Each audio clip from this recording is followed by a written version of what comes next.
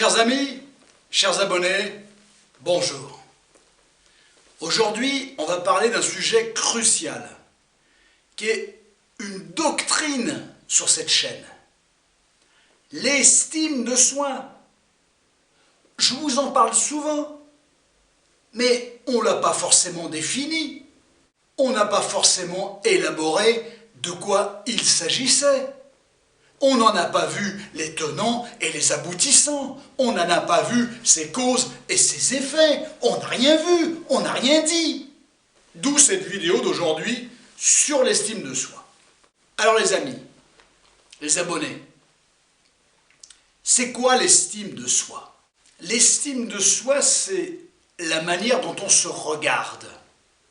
C'est la manière dont on se vit, c'est la manière dont on se voit. L'estime de soi, c'est une donne fondamentale pour l'être humain. Et ça participe à l'équilibre de la vie psychique. C'est pas l'estime de soi, c'est pas quelque chose qui est inné. Pas du tout, nullement, que nenni. C'est quelque chose qui est acquis, qui doit s'acquérir au fil du temps, de l'enfance jusqu'au très fond de notre vie, autrement dit jusqu'au bout, jusqu'à notre mort. Ça se développe, et ça c'est intéressant de le savoir. C'est-à-dire que même si vous partez avec un, comme qui dirait, un déficit, c'est pas le problème du déficit, c'est comment c'est le repérer bien évidemment, et comment le combler. Alors c'est James en 1890 qui a reconnu effectivement pour la première fois cette notion d'estime de soi, qui est un véritable fourre-tout. On le confond avec tout un tas de choses, on le confond avec la confiance en soi, qui n'est pas la même chose, puisque la confiance en soi c'est un dérivatif. C'est l'estime de soi qui forge la confiance et non pas la confiance qui forge l'estime. La confiance en soi n'est que l'émanation de l'estime de soi. C'est un reliquat. C'est pas sa contenance, c'est pas sa consistance, c'est pas possible. Il y a souvent une confusion qui est faite là-dessus. L'estime de soi, on l'associe souvent à juste titre à l'amour de soi. C'est vrai. Il faut s'aimer. Et ce n'est pas parce qu'on ne vous a pas aimé qu'il ne faut pas vous aimer. Non, s'aimer, ça s'apprend. Même si vous avez entouré de gens qui n'ont pas su vous renvoyer suffisamment d'amour. Ça s'apprend. Je suis une belle personne. L'estime de soi, on n'est pas avec, ça se développe. Ça se développe beaucoup, effectivement, initialement, et vous verrez que ça joue toujours un rôle plus que prépondérant, ça se développe dans le rapport que l'on entretient à l'autre. Mais vous verrez, je pense qu'on aura l'occasion de l'élaborer ensemble dans le cours de cette vidéo, vous verrez que c'est aussi quelque chose qui s'auto-travaille. Parce que, et d'une, il n'y a pas toujours le regard de ceux que l'on souhaite sur nous, sur nous-mêmes, nos prestations, et ainsi de suite, mais surtout c'est comment faire face quand vous êtes dans une situation où globalement soit les gens ne s'intéressent pas plus que ça à vous, soit effectivement ne vont pas forcément dans votre sens. Il va bien falloir arriver à renforcer un quelque chose. Et ça se travaille, on le verra tout à l'heure, en fin de vidéo. C'est pas un teasing pour que vous regardiez la vidéo en entier. D'abord, je sais très bien que la plupart des abonnés, ils vont au bout de la vidéo. Voilà. Et ça, je vous en remercie pour votre confiance et finalement de suivre les vidéos jusqu'à leur terme, même s'il n'y a pas un saucisson sec à récupérer à la fin de la vidéo, on est bien d'accord? C'est pas au manège, tu tends le bras le plus haut possible et tu récupères un saucisson. C'est pas comme ça que ça marche ici, sur cette chaîne. On est bien d'accord, il n'y a pas besoin de cadeaux, on est d'accord? Le plus beau des cadeaux, vous savez c'est quoi les abonnés? Le plus beau des cadeaux, c'est que vous regardiez ces vidéos. C'est ça le plus beau des cadeaux. C'est ça. Et franchement, sincèrement, je vous remercie. Tous. Tous. Je vous adore. Alors, indépendamment de ça, c'est important pour le nourrisson, à partir de la base, voilà, c'est une vidéo qui va durer 3h50. Non, vous inquiétez pas, je vais essayer de faire court. Vous savez que je ne sais pas faire, ça, on est d'accord? Je vais essayer. Voilà, je vous promets rien, mais je vais essayer. Le nourrisson, il a besoin de sentir qu'il est accueilli dans son foyer, sa cellule familiale. Il en a besoin. Il va avoir des ressentis, des perceptions, et si effectivement il sent qu'il a de l'importance aux yeux de ceux qui l'accueillent, c'est déjà plus que l'ébauche d'une racine, d'un développement, d'estime de soi. Un petit like si la vidéo vous a convenu, un abonnement si le contenu des vidéos de cette chaîne vous convient. Ça repose sur quoi? Ça repose sur la manière dont on va parler au nourrisson. Ça repose la chatoyance du discours qu'on va lui tenir. Pas le désappointement et l'agacement, non, la chatoyance, et même il n'en met pas sa couche, il mange n'importe comment, il vomit, peu importe, il y a une chatoyance. C'est pas la chatoyance d'être heureux qu'il vomisse, on est bien d'accord, non, c'est pas grave. C'est pas grave, tu es une personne, tu es important, tu es importante, hein, c'est pas une histoire de genre, mais tu es important pour nous. Voilà, tu as vomi, c'est pas grave, on va réparer ça, on va nettoyer, c'est pas un problème. L'estime de soi, chers amis, chers abonnés, ça se cultive. Ça se cultive au fil du temps. Ça se cultive quand on est nourrisson, ça se cultive quand on est enfant, ça se cultive quand on est ado, ça se cultive quand on est jeune adulte, ça se cultive quand on est adulte, ça se cultive quand on est à la retraite. Voilà, ça se cultive tout le temps et on a besoin de vérifier un certain nombre de choses. Pour moi, bilatéral, certains ont tendance à dire que l'estime de soi est le fruit de ce qu'on nous renvoie. En société, oui, on ne peut pas dire le contraire, mais je pense que c'est aussi le fruit, et c'est surtout à mon avis même le fruit, de l'image que l'on a de soi. Pas de manière superfétatoire, pas parce qu'on est dans le déni de soi-même, pas parce qu'on est parfait, pas parce que ceci, pas parce que cela, non. Quand on arrive à regarder les choses telles qu'elles sont, et arriver à en dégager un esprit critique. La critique de soi-même. Alors, critique de soi-même, ça ne veut pas dire « je suis nul, j'y arriverai pas, je fais que des conneries », et ainsi de suite. Non, c'est pas de la critique, c'est du désengage en règle, ça. C'est pas la même chose. On est d'accord. Voilà. L'estime de soi, c'est pas le but, c'est pas de se dézinguer. Non. C'est d'arriver à avoir un esprit critique.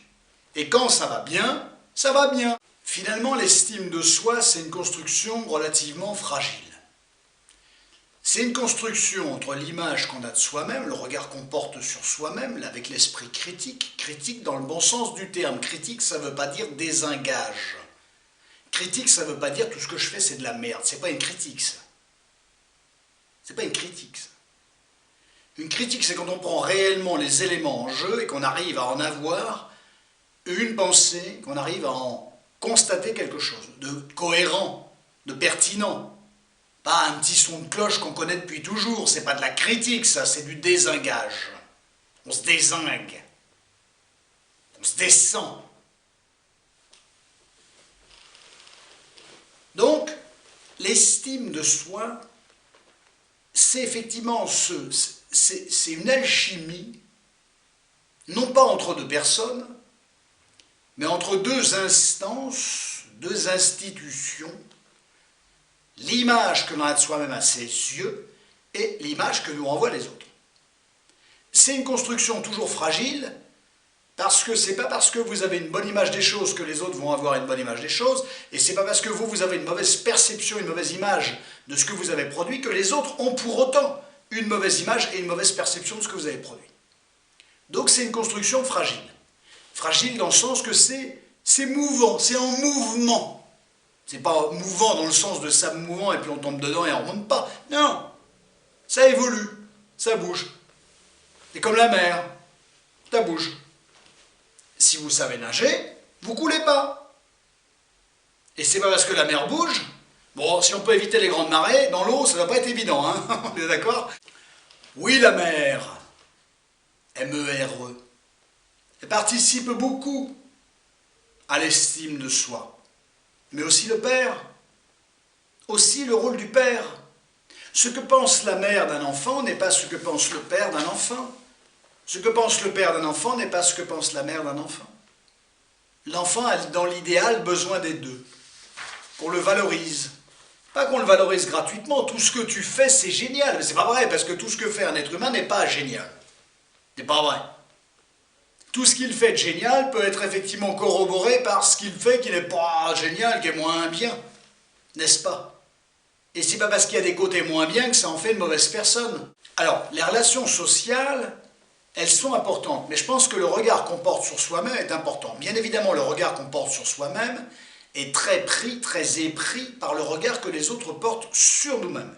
Nous sommes d'accord. Néanmoins, on peut quand même arriver à se différencier de ce que nous renvoient les autres, même si c'est fondamental et capital. Je ne suis pas en train de vous dire qu'on n'en a rien à foutre de ce que pensent les autres, on est bien d'accord. Mais comme il n'y a pas toujours quelqu'un pour vous renvoyer quelque chose, ou voir, il peut y avoir tout un tas de gens, mais qui ne vous renvoient pas forcément quelque chose de pertinent, ils peuvent être jaloux, peuvent être envieux, tout un tas de choses. Donc attention au regard qu'on vous renvoie sur vous-même. Il n'existe pas ce que je pourrais appeler un estimomètre. C'est quoi ce mot que je viens d'inventer à la seconde? Un estimomètre, c'est-à-dire quelque chose qui effectivement fait office de variante, qui vous permet de voir à quel degré vous avez une bonne estime de vous-même ou pas. L'estimomètre, il est en vous. Voilà, il n'existe pas fondamentalement, physiquement, mais psychiquement, dans l'image, dans le symbole, dans la métaphore, il pourrait exister. Il n'existe pas d'estimomètre, mais l'estimomètre, il est le fruit de ce qu'on vous renvoie et de l'image que vous avez de vous-même. Imaginez, vous avez fait énormément d'efforts pour obtenir quelque chose, vous le savez, que vous avez guerroyé pour aller le chercher, et vous allez côtoyer tout un tas de gens qui vont dire oh, bon, bah, t'as pas. Bon, et malheureusement, ça n'a pas fonctionné, malheureusement, d'accord? Ça s'appelle une expérience, il n'y a jamais de perte, il y a toujours un gain quelque part. Et les gens qui vous entourent disent ouais, bon, ok, t'as perdu, t'as pas réussi, peut-être que tu t'étais mal préparé, machin, bah, des trucs pas très favorables, pas très intéressants, pas très positifs. Donc c'est capital que vous arriviez, vous, à savoir à quoi l'effort, la tentative de réussir telle ou telle chose, à quoi ça correspondait, quels étaient les moyens que vous mettiez en œuvre. C'est aussi ça l'estime de soi. C'est pas la résultante pour la résultante, c'est pas le résultat pour le résultat, c'est aussi les moyens que l'on se donne pour réussir quelque chose. Ça ne veut pas dire qu'on va l'obtenir. Il n'y a pas de certitude, vous le savez très bien, ça n'existe pas. Quels moyens on se donne pour réussir quelque chose? Et si on ne réussit pas, ça ne veut pas dire qu'on est bon à acheter au lion. Non, ça veut dire qu'on n'était peut-être pas suffisamment préparé, qu'on n'était peut-être pas bon pour ce truc-là, que j'en sais rien. Bref, mais ça ne veut pas dire que vous êtes nul. Or, les gens peuvent vous renvoyer des éléments qui ne sont pas forcément très positifs, très valorisants. Attention à ça. C'est pour ça que l'estime de soi et le regard qu'on porte soi-même sur les choses est très important. C'est même capital pour ne pas dire. Vous entendrez deux choses dans l'estime de soi. Vous entendrez estime de soi. L'estime, c'est quoi? C'est une vision favorable des choses. L'estime, c'est de la considération favorable de quelque chose ou de quelqu'un. On estime quelqu'un. On estime que les choses se sont bien déroulées. C'est favorable. L'estime de soi. Une vision favorable de soi-même. Très important ça. C'est quoi le soi? Le soi, c'est l'individualisation d'une personne. C'est la subjectivation d'une personne. L'estime de soi, fondamentalement, j'y pense, c'est la manière dont on se respecte soi-même. Comment voulez-vous qu'on vous respecte si vous ne vous respectez pas vous-même? C'est capital. Si ce n'est pas le cas, ça se travaille, ça s'apprend. Pourquoi je n'ai pas eu l'estime de moi-même? Qui m'a renvoyé des choses? Qu'est-ce que j'ai mis en œuvre? Et bien évidemment, est-ce que ce qu'on m'a renvoyé de moi, est-ce que c'était la vérité? La vérité de celui qui m'a regardé à ce moment-là n'était pas une vérité universelle. C'était sa vérité à lui. Ça ne veut pas dire qu'il a universellement raison. Il peut y avoir une autre interprétation de l'événement lui-même. Il peut y avoir une autre analyse de la situation et de mon comportement. Il doit y avoir une autre analyse de la situation et du comportement. Donc ce n'est pas parce que quelqu'un vous a regardé d'un mauvais œil, maladroitement, en estimant que ce que vous faisiez c'était pas terrible, que pour autant, ce que vous faisiez n'était pas terrible. Et d'ailleurs, dans quelles conditions vous étiez mis pour effectivement œuvrer au mieux. Vous savez très bien que l'être humain, il a besoin de conditions. Alors, il y a des gens qui sont très bons pour œuvrer dans des conditions compliquées. Il n'y en a pas beaucoup, hein, mais il y en a quelques-uns. Et en règle générale, l'être humain, il a besoin d'être mis en bonnes conditions pour pouvoir avoir un bon et un plein rendement. Donc l'autre qui vient vous critiquer, encore faut-il que l'autre se daigne se rendre compte du climat qu'il instaurait pour vous mettre dans des conditions pour pouvoir réussir telle ou telle chose. Et est-ce que d'ailleurs les gens que vous avez eu en face de vous, est-ce qu'ils vous ont tiré vers le haut? Est-ce qu'ils ont fait en sorte que vous donniez votre plein rendement avec le meilleur état d'esprit possible? Tout ça, ce sont des questions. Et vous voyez comment l'être humain se construit, on lui renvoie des trucs, et la personne qui lui renvoie des trucs n'est pas forcément la personne qui s'est posé les bonnes questions, alors que ça aurait dû être le cas. Donc ce qu'on vous a renvoyé de vous, attention, tout est potentiellement réinterprétable. Voilà, on peut regarder, réanalyser les choses autrement. C'est comme une espèce de revirement de jurisprudence. Ce n'est pas parce que les juges ont interprété la loi de telle manière qu'à un moment ou à un autre, d'autres juges ne vont pas interpréter la même loi d'une autre manière. De nombreuses personnes disent que l'estime de soi est un concept, une notion, n'est-ce pas, abstraite. Ce qui est vrai. Ce qui n'est pas faux. On va dire que c'est pas faux, plutôt que c'est vrai. C'est pas faux.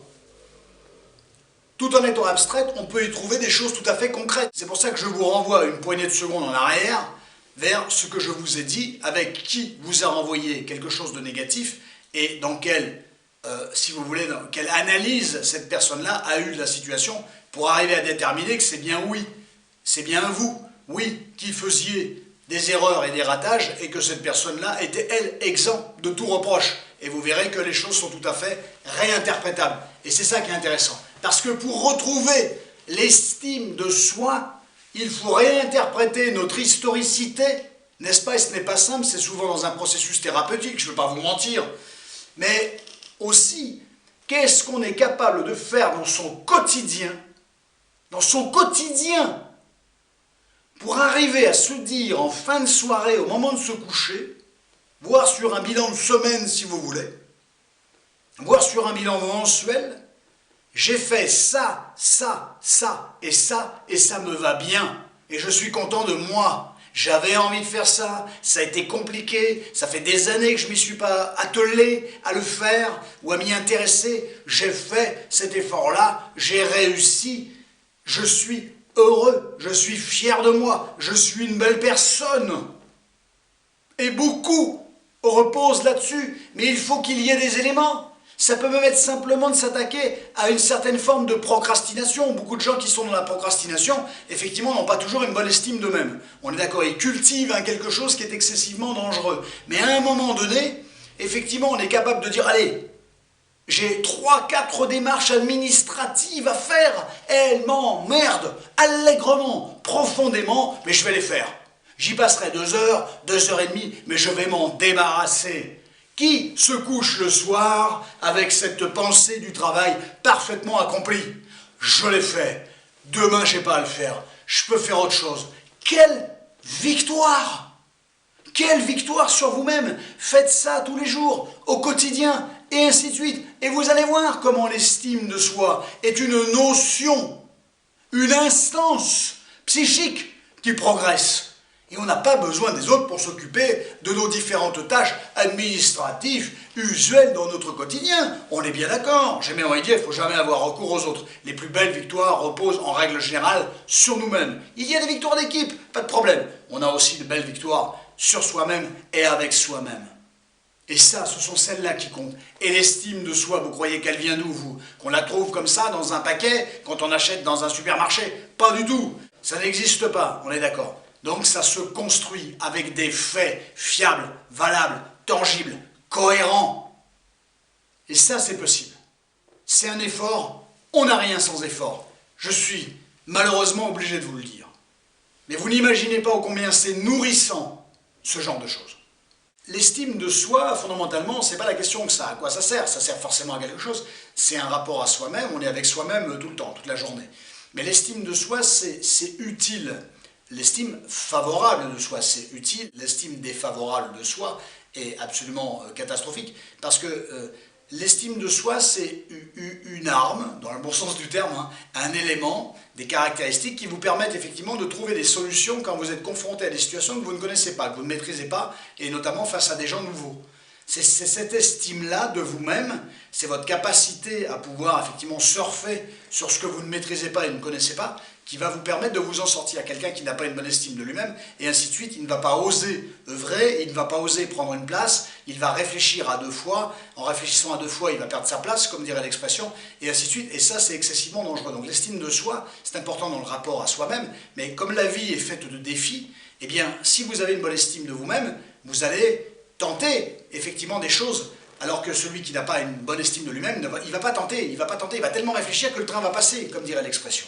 Et ça, c'est toujours pareil. Quelqu'un qui a une bonne estime de lui-même, quand quelque chose ne fonctionne pas, d'abord, il va lancer plein de trucs. Quelqu'un qui a une bonne estime de lui-même va lancer plein de trucs.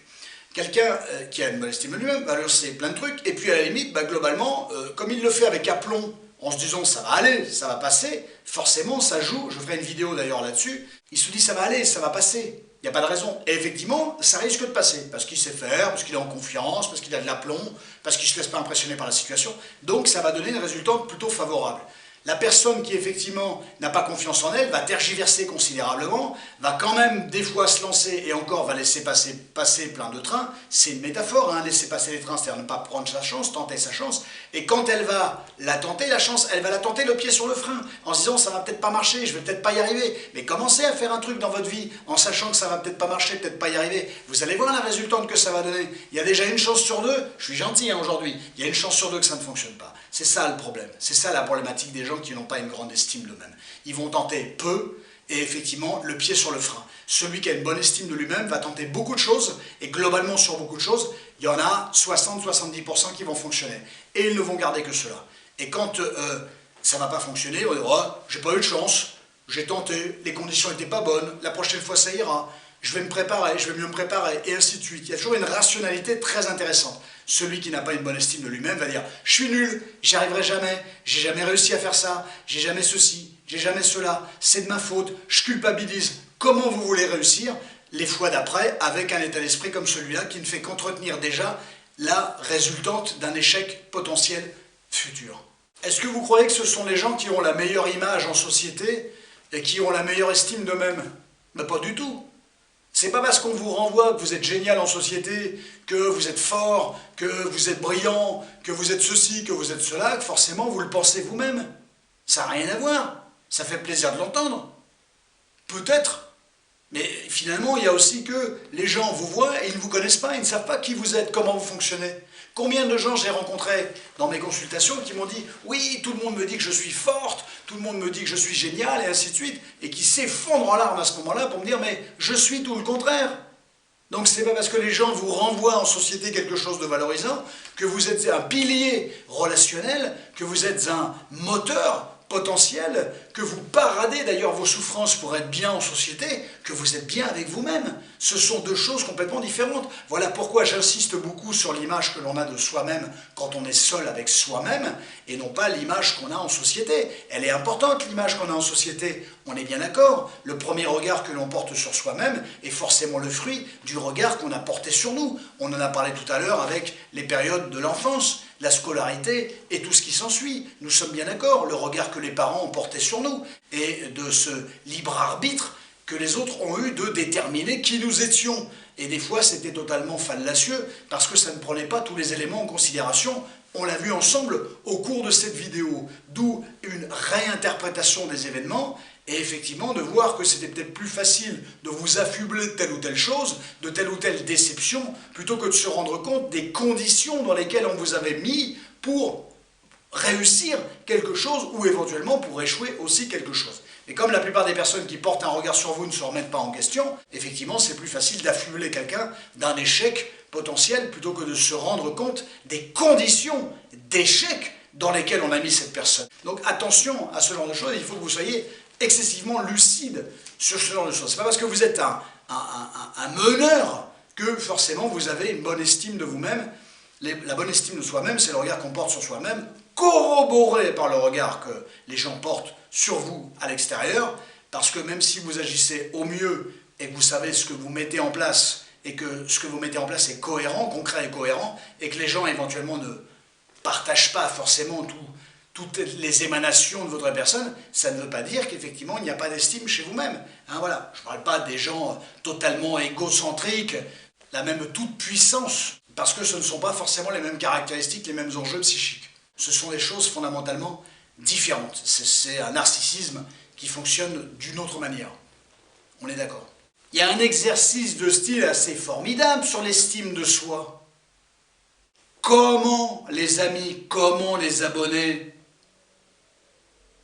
comment vous pourriez vous décrire?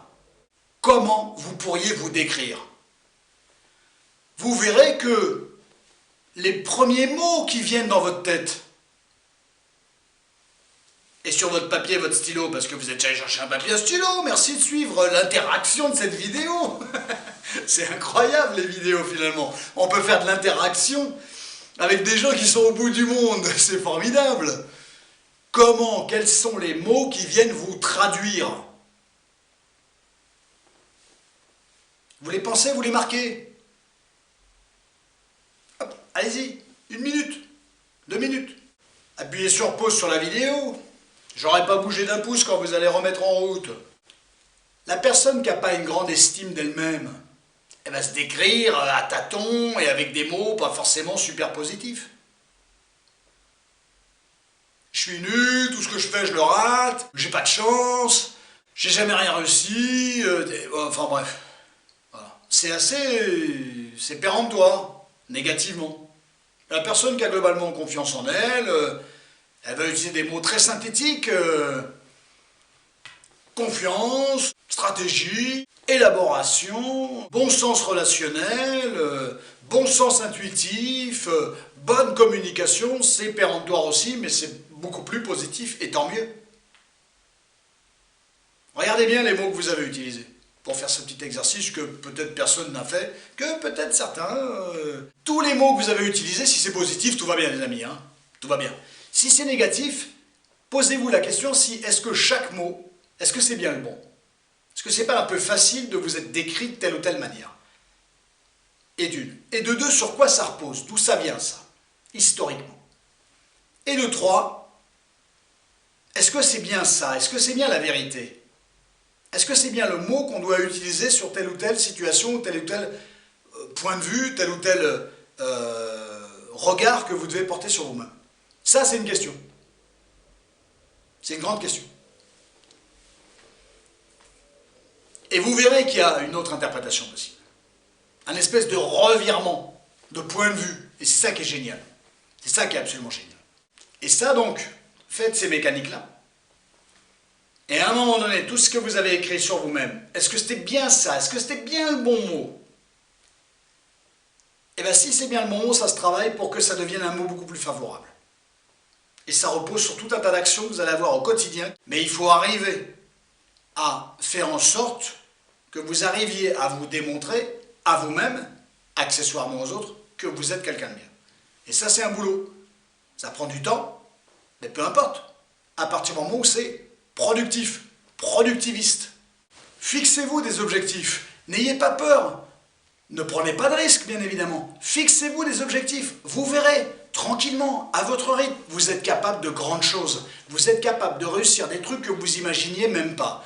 Toute la question est de l'aborder dans le bon sens, de ne pas s'affoler et de se dire, il n'y a pas de raison, je suis capable de réaliser ça. Je n'ai jamais réussi, il n'y a pas de raison, je vais y arriver. Fixez-vous des petits objectifs, des grands objectifs. Vous verrez, votre estime de vous-même va progresser, votre confiance va progresser, l'amour de vous-même va progresser. Quand on est en relation avec des gens qui effectivement ne sont pas toujours très favorables pour vous, qui ne vous renvoient pas une image positive de vous, il faut toujours se poser la question de qui sont ces gens. On parle souvent, très souvent sur cette chaîne, des pervers narcissiques. Le pervers narcissique, son but n'est pas de vous valoriser. Si, c'est de vous valoriser pour vous mettre dans sa poche, et une fois que vous êtes dans sa poche, effectivement, de pouvoir œuvrer avec vous comme bon lui semble, pour son ego à lui, personnel, voilà, pour nourrir son narcissisme atrophié. Nous sommes d'accord. À partir du moment où vous voyez que vous êtes le fruit d'une personne qui se sert de vous un coup à droite, un coup à gauche, hein, bien évidemment, en fonction du vent, comme dirait, hein, quand le vent est bon, tout va bien, quand le vent est mauvais, c'est la catastrophe, eh bien effectivement, l'estime de vous-même est quelque chose qui peut vous permettre de dire, avec difficulté, hein, parce que quitter quelqu'un qu'on aime, mais qui effectivement vous envoie dans le décor, c'est excessivement difficile. Mais c'est l'estime de soi qui peut vous permettre de dire « Stop ! Je le kiffe, je la surkiffe, ce qu'on a vécu c'est génial, je le revirai peut-être jamais avec personne d'autre, mais je suis obligé d'arrêter. Parce que là où m'envoie l'autre, c'est dans le décor. Et moi dans le décor, même avec un casque, j'y vais pas. » Et ça c'est l'estime de soi qui vous permettra éventuellement de ne pas céder et de rester ferme sur vos positions pour dire « Je suis obligé de me protéger. » Donc je le kiffe, mais il m'emmène dans le nulle part, dans le néant. J'y vais pas dans le néant. Je m'estime. Quand on s'estime, on ne va pas dans le néant. On est dans l'auto-protection. L'autre ne sait pas me protéger, je suis obligé de m'auto-protéger. L'autre ne sait pas le faire. Et ça, c'est absolument intéressant aussi. J'ai pris un plaisir génial, immense, à vous parler de tout ça. Il y aura un deuxième volet, je ne suis pas allé suffisamment loin sur cette vidéo. Je voudrais aller plus loin avec vous, je voudrais qu'on creuse cette question de l'estime de soi. Mais dans un premier volet, je pense que c'était pas trop mal. C'était pas trop mal. Mais on en fera un autre, il y aura un deuxième volet. Il y aura forcément une deuxième partie. C'est pas possible qu'on néglige autant cette question de l'estime de soi. C'est pas possible. Voilà. Donc ça, on va avancer ensemble. Et comme la vidéo, je veux pas qu'elle fasse 3h76, ce qui fait 4h16 si on regarde bien les choses, eh bien, fondamentalement, voilà, je voulais quand même qu'on s'arrête, qu'on ramasse un peu les choses, mais je ferai une deuxième partie là-dessus parce qu'il faut aller beaucoup plus loin là-dessus. Beaucoup plus loin. Prenez grand soin de vous. À très bientôt. On se retrouvera pour ce thème-là et d'autres thèmes. Allez, à bientôt. Je reste avec vous. À bientôt.